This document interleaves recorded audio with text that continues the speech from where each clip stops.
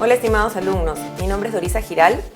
Me encuentro el día de hoy dictándoles el curso de Marketing Empresarial. Soy especialista en Dirección de Marketing y Gestión Comercial y espero poder compartir todos los conocimientos con ustedes para que les sea tanto teórico como práctico en su día a día. Los objetivos de la sesión de hoy son 4. Primero va a ser definir todo lo que es la explicación de la naturaleza del marketing entre empresas. Segundo, vamos a ilustrar los tipos de mercados que existen en las empresas y cómo difieren de los mercados para el consumidor. El siguiente objetivo va a ser analizar la naturaleza de la demanda para productos en las empresas y por último explicar los enfoques de marketing entre empresas. Empezaremos explicando qué es el marketing. El marketing es un proceso social y administrativo que busca generar, crear y comunicar, transfiriendo el valor que las empresas quieren brindar para poder satisfacer las necesidades y deseos de los clientes, de la empresa y del público en general. ¿Para qué sirve? ¿Qué es el marketing entre empresas o el marketing empresarial y quiénes lo usan? ¿Qué significa? Significa ofrecer productos o servicios de una empresa a otra. Es lo que equivale al business to business o el B2B, como le llamamos en siglas marketeras.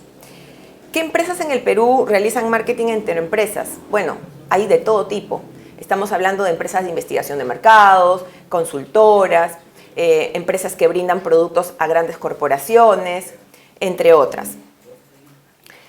La importancia de los mercados de empresas es bastante significativa, ya que las empresas, las compras de los consumidores representan un valor en dólares más pequeño que las adquisiciones de empresas por los volúmenes que se manejan. Por ejemplo, tenemos el caso de Bembos. Bembos compra productos, como por ejemplo la hamburguesa, el pan, el aceite, todo esto para elaborar su producto principal, que son los combos, las hamburguesas, y tiene asociaciones con diferentes marcas. Como podemos ver detrás de esta imagen, vemos a Pepsi, por ejemplo. ¿Qué otros productos y servicios compra Bembos? Nos preguntamos.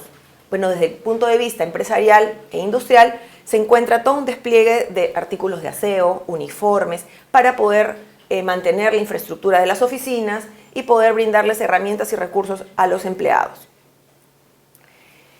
¿Por qué estudiar el marketing entre empresas? Es que es muy valorado el perfil de un consultor que conoce diferentes tipos de mercados y sectores. ¿Esto por qué? Porque por lo general los marketeros o los especialistas en comercial tienen una experiencia de nicho de mercado, ¿no? O sea, o bien en retail, o bien en consumo masivo. Sin embargo, cuando existe una persona que conoce de varios sectores y los puede manejar conociendo sus necesidades, sus procesos, es mucho más valorado. Entonces es importante conocer cuál es la dinámica del marketing empresarial. Las especializaciones en marketing comienzan en el marketing entre empresas. Los negocios se van conociendo mutuamente y se van despertando nuevas necesidades. Es una gran magnitud de negocios y de volúmenes de ventas y el marketing entre empresas es único porque cada empresa, si bien pueden compartir sectores en común, por ejemplo, estamos hablando de repente del sector consumo masivo, podemos tener diferentes empresas dentro de consumo masivo y que tienen diferentes dinámicas o procesos internos, como por ejemplo, estamos hablando de un Alicor, de un Nestlé, un Química Suiza, ¿no? Entre otras. ¿En qué se diferencian este tipo de empresas? Bueno, hay dos tipos, ¿no? Las empresas que realizan el marketing B2C o Business to Client, o en español, del negocio al cliente, y las empresas que realizan el B2B, que es lo que hemos estado conversando, que es el Business to Business o de negocio a negocio. Es decir, en este caso, hay 5 características principales que diferencian el marketing empresarial del marketing masivo. Estas las voy a nombrar y vamos a ir explicando una a una a lo largo de la sesión. La primera son las relaciones comprador-vendedor. La segunda son los canales de distribución que son más cortos. La tercera es que hay un énfasis en la venta y en la negociación personal. Y hay una mayor integración con las webs y las estrategias promocionales son únicas.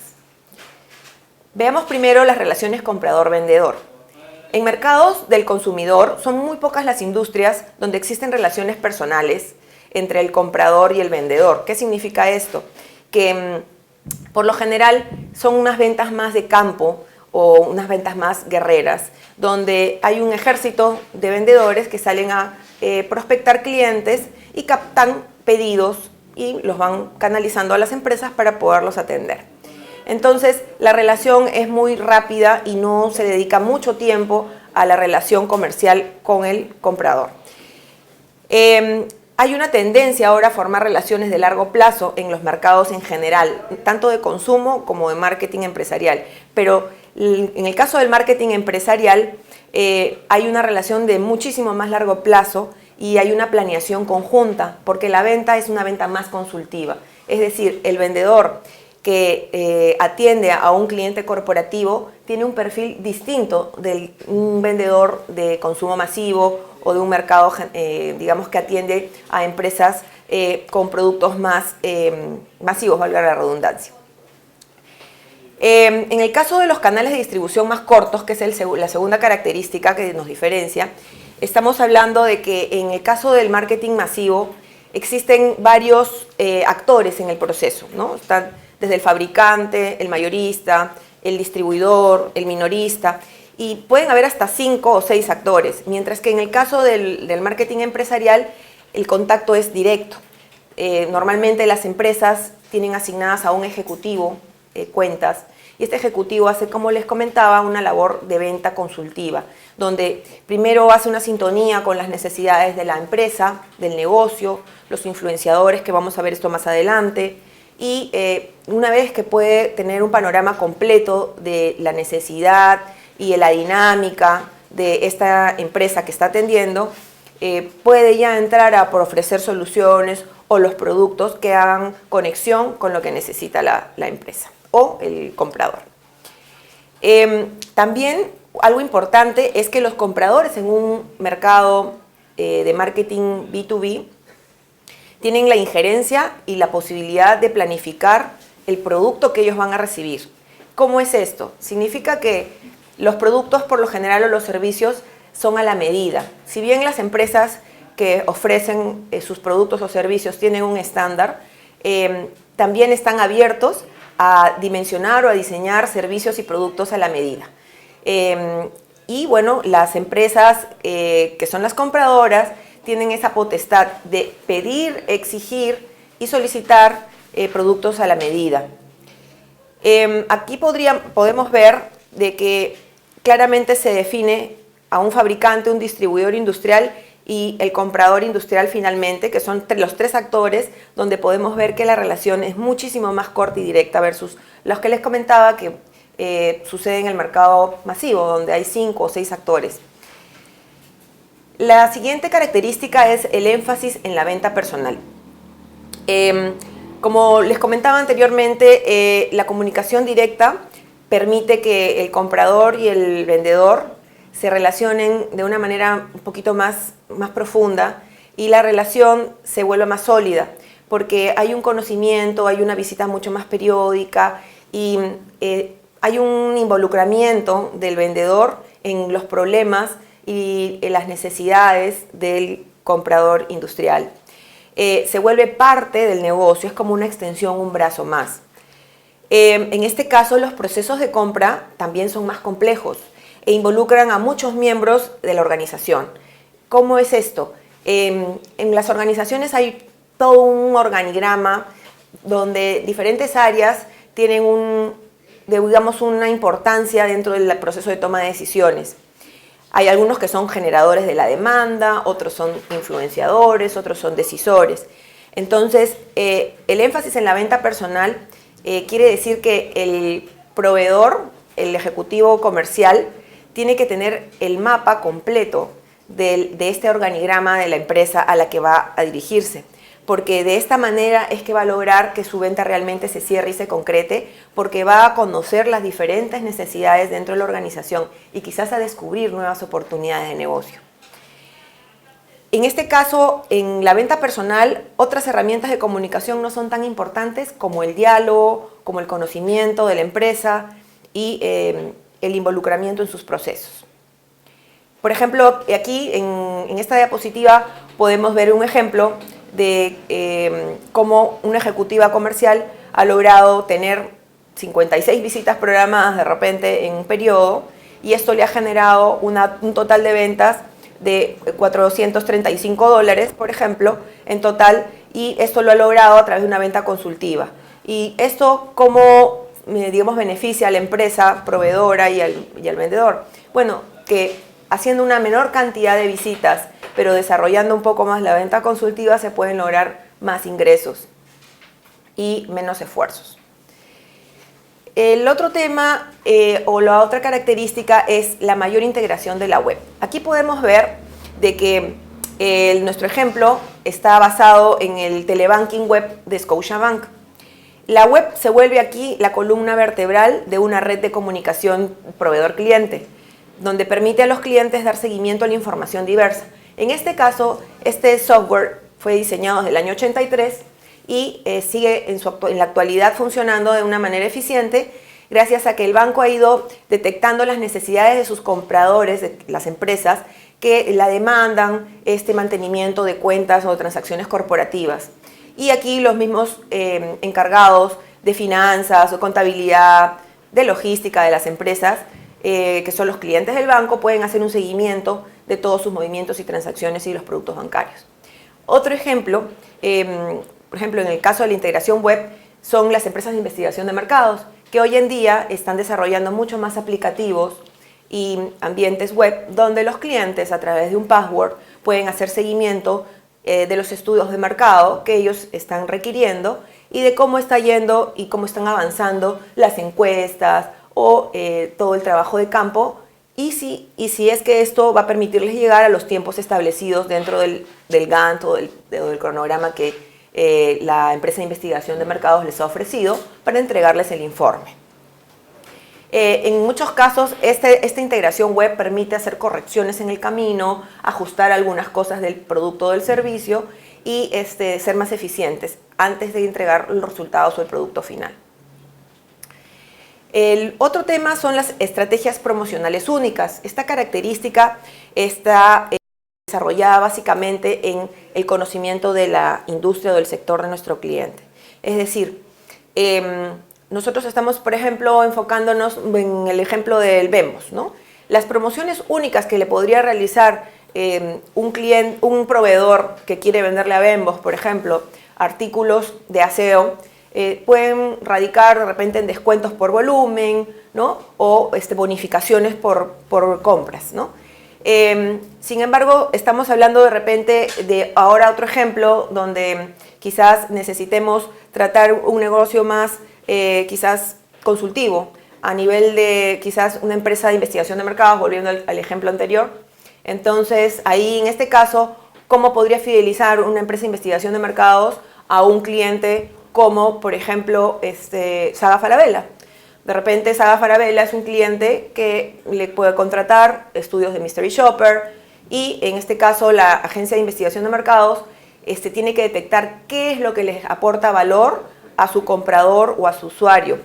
En este caso, si estamos hablando de un decisor de los servicios de investigación de mercados que ocupa el cargo de Consumer Insights, es muy probable que esta persona valore un curso en investigación de mercados o quizás una entrada al evento del CAMP, que es el Congreso Anual de Marketing, y esto puede ser mucho más eficiente para su día a día y para poder seguir dando resultados a la empresa para la que labora.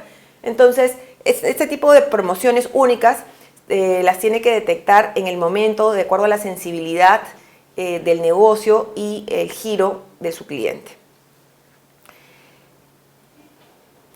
Aquí podemos ver el ejemplo de Cineplanet, ¿no? Donde adicionalmente a los ejemplos que le he mencionado, está ofreciendo un 50% de descuento por compras corporativas. Muchas empresas compran vales de entradas para cines para fidelizar a su fuerza de ventas. Por ejemplo, estamos hablando de vendedores en un retail como, volviendo al ejemplo, Saga, Ripley, ¿no? Iraoka, donde muchas marcas tienen ejecutivos o agentes de ventas promocionando en sus corners, ¿no?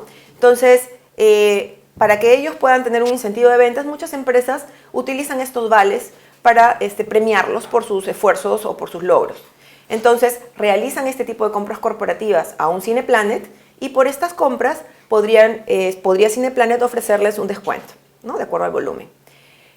Acá tenemos el otro ejemplo de un mercado de consumo masivo, donde Alicor, por ejemplo, podría venderle una cantidad de litros de aceite, por ejemplo, a Bembos y por volúmenes hacerles las bonificaciones que yo les explicaba hace un momento por las ventas colocadas del tipo de producto.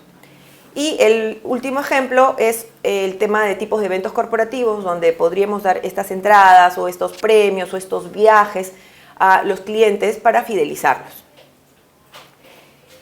Vamos ahora a tocar otro subtema que son las diferencias con el marketing de consumo. En el marketing, digamos, de consumo, la compra es menos profesional que en un marketing industrial, porque el cliente aquí conoce mucho más, es más técnico, ¿no?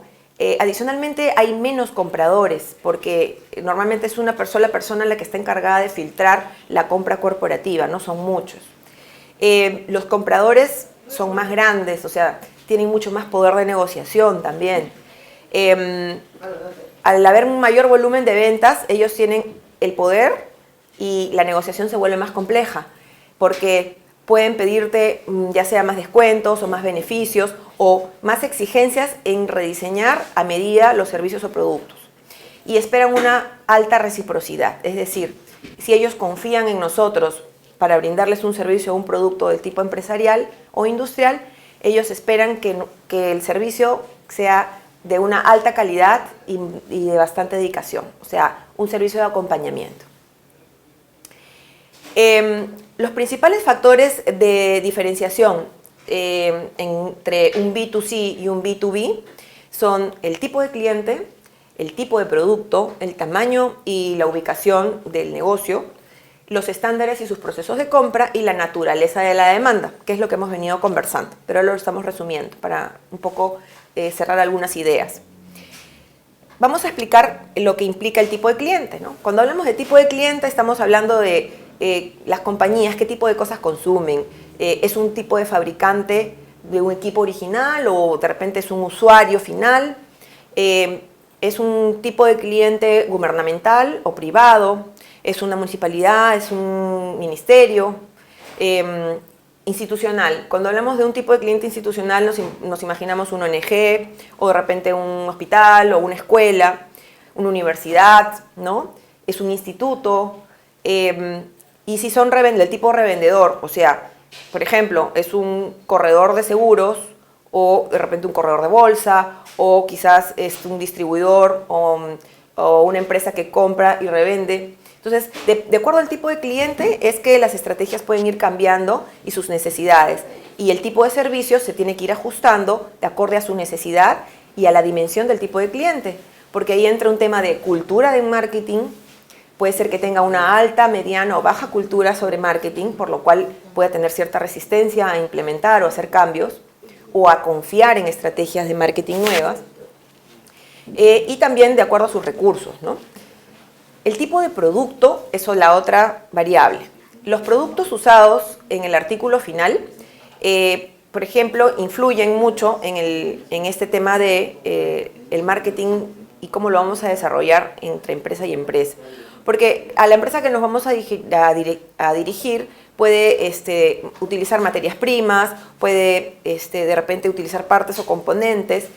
Y en el caso de los productos facilitadores, tenemos el equipo de repente que es accesorio y que complementa su producto principal. Entonces, si nosotros entendemos qué tipo de cliente es, también podemos dirigir mejor nuestra oferta de valor.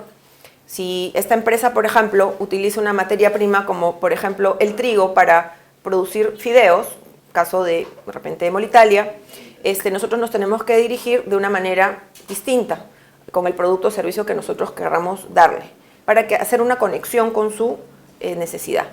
En el caso de productos facilitadores, si es un accesorio, nosotros podemos ofrecerle algún tipo de ventaja relacionada a una optimización, a su cadena de producción o de valor o de compra y venta, ¿no? Cuando hablamos del tamaño y ubicación, estamos refiriéndonos a si se trata de una corporación, se trata de una grande, mediana, pequeña empresa o una microempresa. Y eso, como les comentaba, influye también no solo por los recursos, sino también por la infraestructura y por la capacidad de respuesta que pueden tener a implementar o ejecutar ciertas acciones y planes de marketing. Los estándares y procesos de compra son muchísimo más estrictos para poder juzgar o evaluar un vendedor en una empresa industrial. ¿Esto qué implica? Normalmente una empresa que va a comprar y va a invertir, ya sea un gran volumen o una gran cantidad de dinero en una compra, tiene que ser muy juicioso y de manera muy sensible evaluar la terna de proveedores. Por lo general se evalúan de 3 a más. Tampoco es que las empresas evalúen muchísimos proveedores porque eso retarda su proceso de poder concretar la compra y ejecutar o atender a su cliente interno, ¿no? Sin embargo, sí van a evaluar muchas características de los proveedores del servicio y características técnicas que ellos requieren para poder asegurar que lo que están contratando es realmente lo que cubre las necesidades del requerimiento interno. En este caso el proceso es más complejo porque a veces interviene un número grande de personas porque existen muchos controles. No significa que hayan muchos compradores, porque eso lo he explicado anteriormente. Los compradores son menores, pero aquí lo que es más complejo y es más amplio son el número de personas que intervienen en la aprobación de la compra. El otro factor es la naturaleza de la demanda. Hay dos tipos, la demanda derivada y la demanda conjunta. La demanda derivada se refiere a todos los productos y servicios de mercados industriales, como por ejemplo el número de taladros que necesitaría una empresa inmobiliaria que está construyendo un edificio, y esto es una demanda derivada de una necesidad que es la construcción. La demanda conjunta es cuando se juntan dos o más bienes que son utilizados y demandados en conjunto, como por ejemplo, para poder fabricar unos microprocesadores se van a necesitar 2 tipos de productos y 2 tipos de proveedores, el que me provea las tarjetas de memoria y el que me provea de las unidades de disco, ¿sí? Entonces, hay 2 tipos de naturaleza de la demanda y ahí también es importante que el ejecutivo comercial o el marketero que va a tratar de generar estrategias para llegar a estas industrias sepa diferenciarlos para poder llegar con un speech o un guión o una propuesta o oferta de valor que sea entendida para ellos y en el lenguaje adecuado. Conclusiones. Vamos a ver, el marketing empresarial no debe tratarse de la misma manera que el marketing masivo. Segundo, el marketing empresarial nos permite, digamos, mejorar nuestras estrategias hacia las empresas porque tenemos un conocimiento mucho más acertado y profundo de sus necesidades. Y por último, las empresas no son iguales, por lo cual deben utilizarse criterios para diferenciarlos con las características que hemos analizado en esta sesión. Para la próxima sesión vamos a manejar una selección de una empresa y vamos a realizar el análisis del proceso de toma de decisiones, así como el análisis de las teorías del comportamiento del consumidor que vamos a ver a continuación. Vamos a entrar al segundo tema. El segundo gran tema es el consumidor industrial.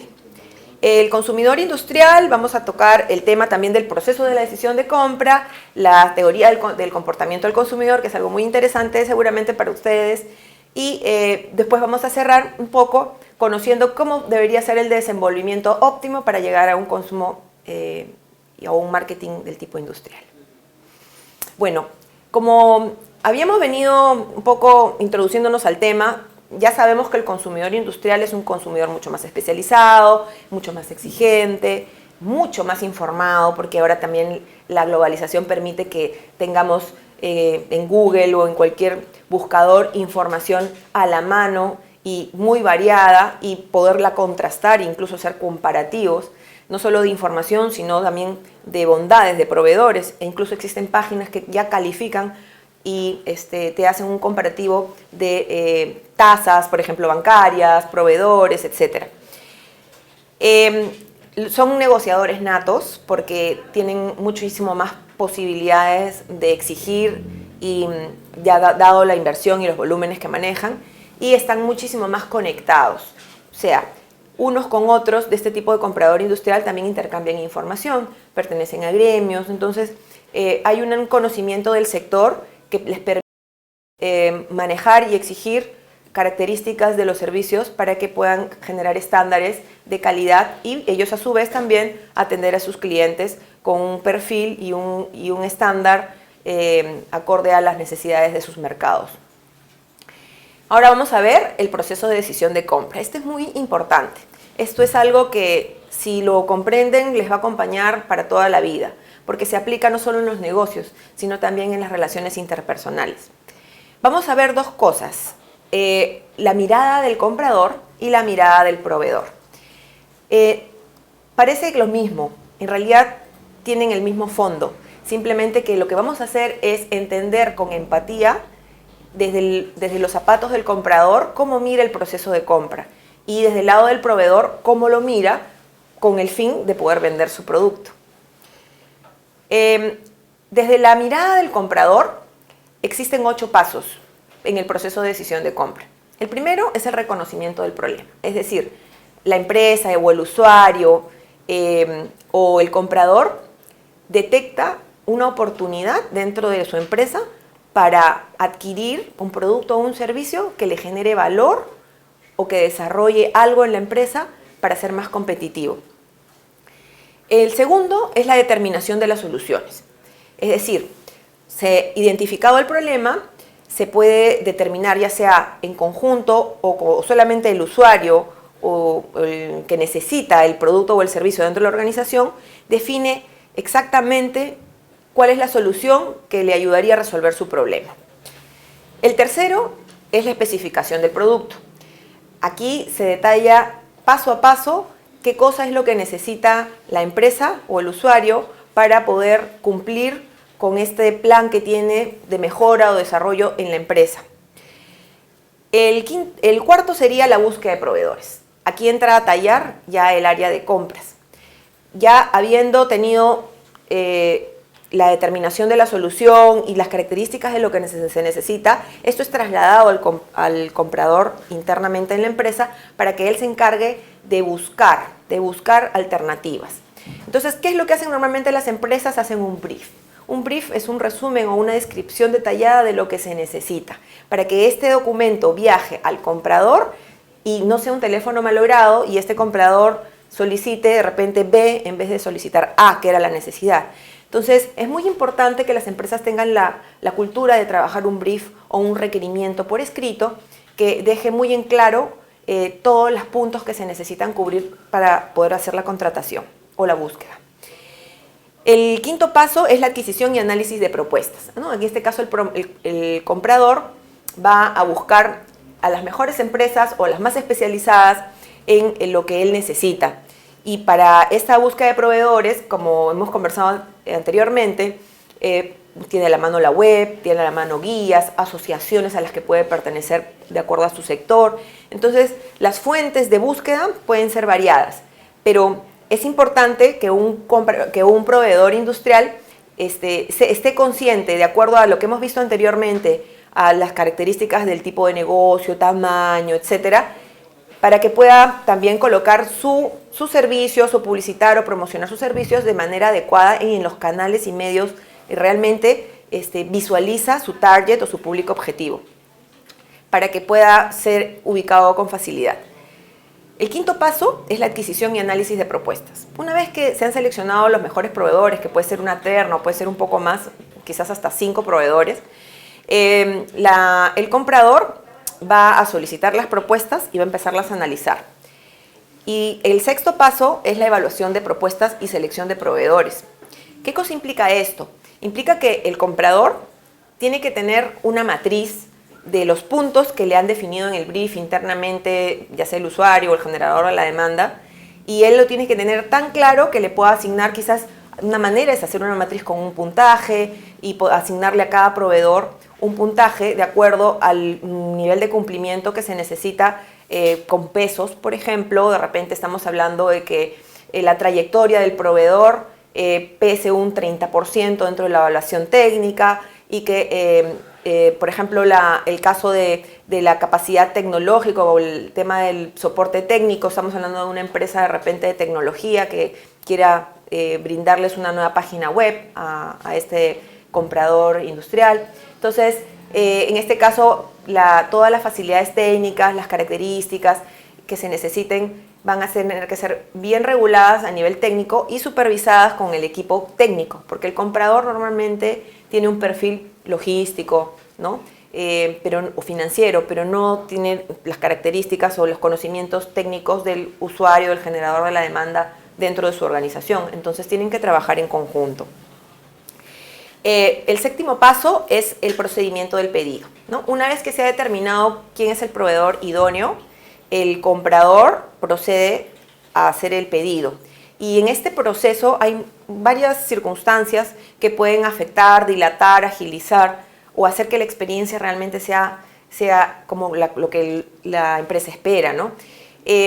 Por ejemplo, podemos tener ya el cierre de la venta, pero en el proceso del pedido el cliente de repente puede demorarse porque le falta una firma o porque quizás las condiciones de pago no han estado muy claras, o quizás en el lado positivo podemos haber presentado una solución o un producto y en el camino el generador de la demanda o el gerente general ha quedado tan encantado o bien impactado con el producto o servicio de la solución presentada que ha decidido ampliar el pedido. Entonces, en el mejor de los casos, podríamos desarrollar mucho más una venta o hacer venta cruzada, o en algún caso podrían haber quizás demoras o hasta podría caerse la venta. Entonces, este paso es bastante importante. No creamos que una vez que ya nos han evaluado y nos han aceptado verbalmente o firmando un convenio, ya tenemos todo ganado, sino que en realidad tenemos que, hasta que no cerremos el proceso de la compra, no podríamos realmente cantar victoria. El octavo paso y el último es la evaluación del rendimiento, ¿no? Una vez que ya se prestó el servicio o se brindó el producto, hay un feedback, ¿no? Y aquí es muy importante el servicio postventa, ¿no? Desde la mirada del comprador, el comprador va a valorar mucho que el servicio sea acorde a la necesidad, pero que también el vendedor o el ejecutivo se preocupe hasta el final de enterarse cómo le fue con el producto o servicio, si realmente ha tenido el desempeño esperado o no. Y esto cierra un poco el proceso de decisión de compra desde la mirada del comprador. Vamos a ver ahora, vamos a pasar de frente a la parte de la especificación del producto. El ejemplo que les puse de la página web implica una producción de una nueva página para una compañía de investigación de mercados, donde aquí el usuario, por ejemplo, el ejecutivo de marketing, ha determinado que necesita una página corporativa, que sea dinámica, que sea interactiva, que esté más humanizada. Y para ello ha convocado a una terna de proveedores, de agencias digitales, diseñadores web, entre otros. Y aquí, por ejemplo, está detallando lo que viene a ser la necesidad y la describe, ¿no? ¿Para qué? Para que quede tan claro que el comprador pueda exigir, trasladar o solicitarlo de manera muy clara también al proveedor. Y se reciba así la solución o la propuesta adecuada. En este caso vemos que la evaluación va a ir del punto de la comprensión del requerimiento, ¿no? Es decir, ¿qué tanto el proveedor ha comprendido nuestra necesidad? Si la ha cuantificado, ha hecho las preguntas necesarias para profundizar en nuestras necesidades, si va más allá, si es proactivo, ¿no? Por ejemplo, desde el punto de vista de los lenguajes de sistemas, si de repente esta empresa ha detallado los tipos de lenguaje que va a utilizar para poder desarrollar la página, qué metodologías de programación va a utilizar. De otro punto también es importante si esta empresa proveedora va a brindar una capacitación al equipo usuario de marketing como para que pueda autoadministrar su página, ya que este es un objetivo principal del brief, por ejemplo, de este requerimiento. qué tipo de entregables les va a dar una vez que diseñe la web. Por ejemplo, les va a entregar sus códigos fuente, les va a entregar el material impreso para que puedan tener una guía y después poder autoadministrar la página y no depender de esta empresa, ¿no? Otra necesidad clave, por ejemplo, en este caso es los requisitos técnicos. ¿Qué tipos de plataforma, por ejemplo, van a utilizar para ver si son compatibles con las de la empresa? Y después no tener problemas de adaptaciones con sus equipos técnicos internamente. Otra cosa que en este caso valora la empresa de investigación de mercados que está solicitando esta nueva página web es que sea un visor multi-explorer y que sea amigable con dispositivos móviles, por ejemplo. Entonces, esto es una garantía que tiene que colocar en su propuesta el proveedor. Y bueno, entre otras cosas más, pero para que se hagan una idea más o menos, esta podría ser un ejemplo de especificación del producto. Vamos a pasar ahora a lo que son las teorías del comportamiento. Las teorías del comportamiento de un comprador son 4. La medición de la recompensa, la elección del comportamiento, la función y las determinantes de compra. Vamos a ver cada una de ellas desde la mirada del proveedor. ¿Qué significa esto? Que hay una recompensa que tácitamente los compradores industriales esperan. Esta recompensa puede ser del tipo, de repente un ascenso, puede ser un esfuerzo conjunto de tareas con otras áreas para que su trabajo sea reconocido o quizás para lograr objetivos en la organización de una forma que él pueda trascender. Aquí podemos visualizar un mapa mental creado por Xerox y la Gazing Performance Group, que son unas empresas multinacionales muy reconocidas por su capacidad de realizar esos análisis estratégicos de las cuentas y las ventas consultivas.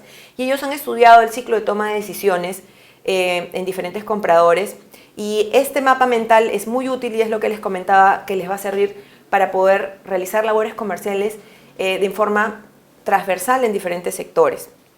Aquí podemos visualizar desde la apertura, que es el primer paso, la apertura o introducción de un concepto. El segundo paso es desarrollar las necesidades, ¿no? Que es lo que hemos venido hablando, pero aquí lo van a poder ver de una manera más gráfica, donde desde la mirada del proveedor, habiendo entendido cuál es el propósito de su cliente, qué cosa es lo que lo motiva, ha hecho una conexión con sus impulsores internos del negocio, ¿no? Cuáles son esas recompensas que espera, que de repente ni él mismo las verbaliza, pero uno las intuye en el momento de las reuniones, en la venta consultiva, las preguntas que hacemos, ¿no? Nosotros recopilamos una serie de información en la primera reunión de apertura que nos permiten pasar la trampa 1, que le llamamos en este mapa mental, que básicamente es la resistencia al cambio, ¿no? En esta resistencia al cambio hay un desahogo por parte del cliente, te cuenta sus ansiedades, sus problemas, de repente experiencias anteriores, y esto nos permite poder nosotros regresar a nuestra oficina, ponernos a pensar, hacer una lluvia de ideas, ya sea con el equipo técnico que tengamos como soporte, y de esta manera podemos desarrollar una brecha más amplia entre lo que el cliente está teniendo hoy como situación versus lo que sería su situación ideal, proponiéndole a nosotros ya sea un producto o un servicio que le cambie la vida.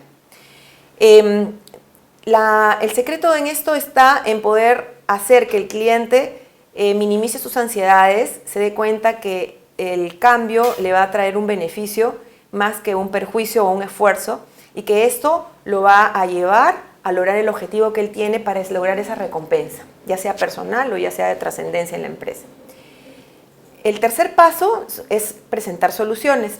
En este presentar soluciones, nosotros vamos a mostrar ya nuestra propuesta y vamos a mostrar las cartas, y la competencia también lo va a hacer.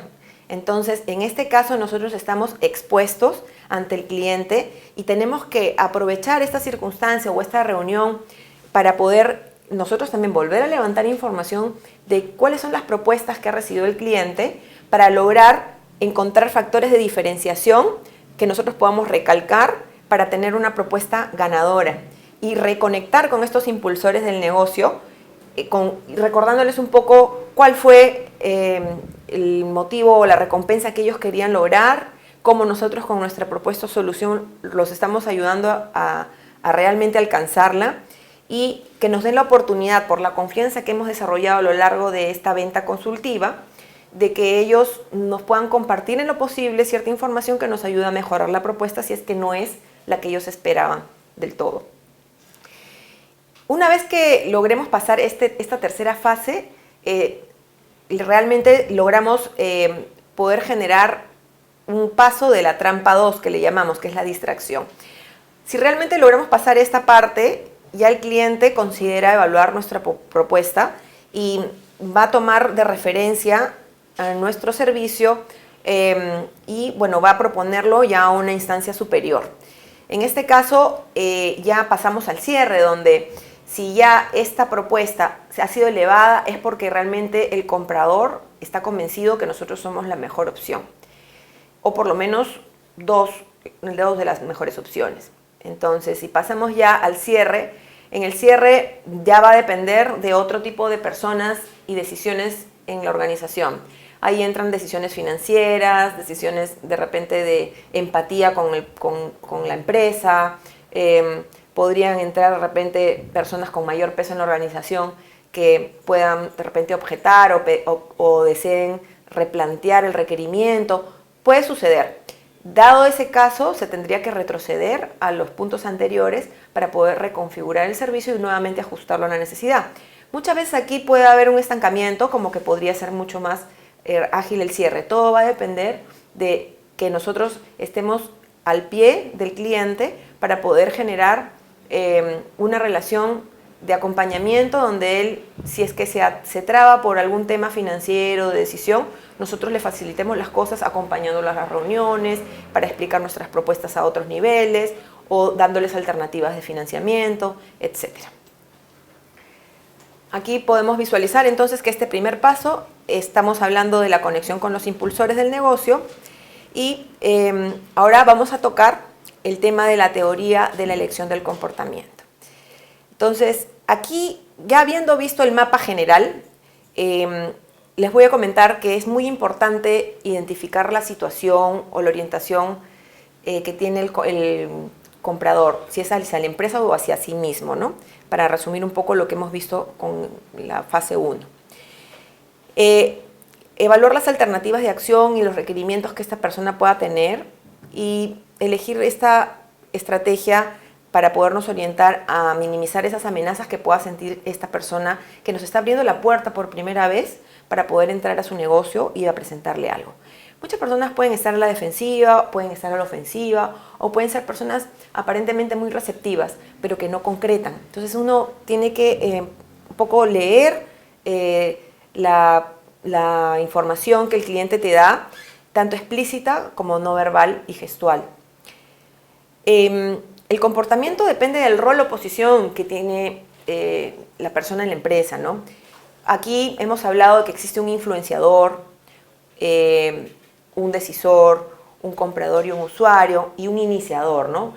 Por lo general, el iniciador es el que, en el caso del ejemplo de la página web, es el encargado de marketing, que ante el reto que le ha dado a la organización de poder generar un posicionamiento de la marca de investigación de mercados, por ejemplo, ha detectado que necesita las mínimas herramientas para estar visible en los medios de comunicación. Entonces, una de las herramientas es tener una buena web profesional y que le brinde el canal de comunicación como para captar leads de ventas.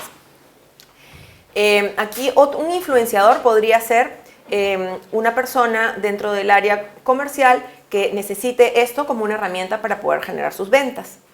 El decisor sería el gerente general o el director de la empresa.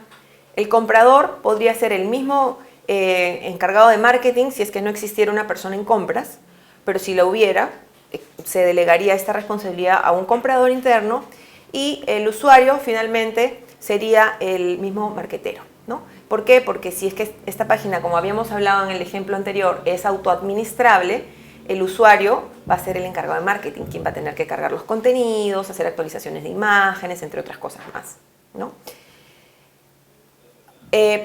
Antes de pasar a la siguiente diapositiva, quiero hacer una salvedad. En algunas empresas hay iniciadores que no necesariamente son los usuarios. Por ejemplo, puede haber un área de proyectos o de procesos que detecte una oportunidad de mejora dentro de la organización y esta oportunidad le atañe a un área distinta. Entonces, en esos casos el iniciador es un área neutra, ¿no? Que está encargada de mejora, innovación, procesos. Ahora vamos a hablar de la teoría de la función. Cuando hablamos de la teoría de determinantes de compra, vamos a encontrar aquí como un funnel o un embudo de los factores que van marcando el proceso de compra. Hay factores ambientales, hay factores del mercado que influencian, hay factores de la organización, como el tamaño, la utilidad, los tipos de recompensa que puedan manejar con sus trabajadores, cómo manejan el poder, las tomas de decisiones, ¿no? Los egos. Y hay factores individuales, ¿no? Que son demográficos, psicográficos, las experiencias de compra nuevas o recompras que puedan tener. Y en este caso lo vamos a plasmar en otro mapa mental de la misma Gazing Performance Group y Xerox, donde ustedes podrán ver que en el centro aquí está el ciclo de compra que acabamos de conversar, donde está la introducción, desarrollo de necesidades, hasta el cierre, ¿no? Los 4 pasos. Pero aquí ya lo vemos en un mapa mucho más amplio, estamos viendo el bosque, ¿no? Y este bosque implica un análisis estratégico de las cuentas. ¿Qué implica? Implica primero poder conocer el entorno en el que se maneja la empresa, quién es su competencia, cómo son sus procesos internos. De repente hasta si estamos dirigiéndonos a un banco, leernos la memoria del banco, conocer cómo ha sido la historia de esta entidad, cómo ha ido creciendo, cómo se ha ido fusionando, ¿no? Analizar cuál es su situación actual, está creciendo en ventas o de repente en productos o en colocaciones, o quizás se ha retraído, ha tenido alguna pérdida, ha tenido algún conflicto a nivel de medios que haya minimizado su reputación, etc. Entonces, todo este tipo de información la tenemos que investigar y analizar antes de aproximarnos a un cliente para poder hacer una conexión muy natural donde se visualice que nosotros tenemos un interés genuino en la empresa y en poderlos ayudar y no solamente venderles por vender, sino realmente aportarles un valor. Finalmente concluimos entonces que el consumidor empresarial es distinto y es muchísimo más complejo al consumidor masivo. El analizar el proceso de toma de decisiones es fundamental para poder conocer a nuestro consumidor y atenderlo de la manera que él espera. Y que existen teorías, bueno, que buscan explicar el comportamiento del consumidor, que ya hemos analizado desde la mirada del comprador y desde la mirada del proveedor. Bueno, esto es todo por hoy. Muchísimas gracias y los esperamos para la próxima sesión.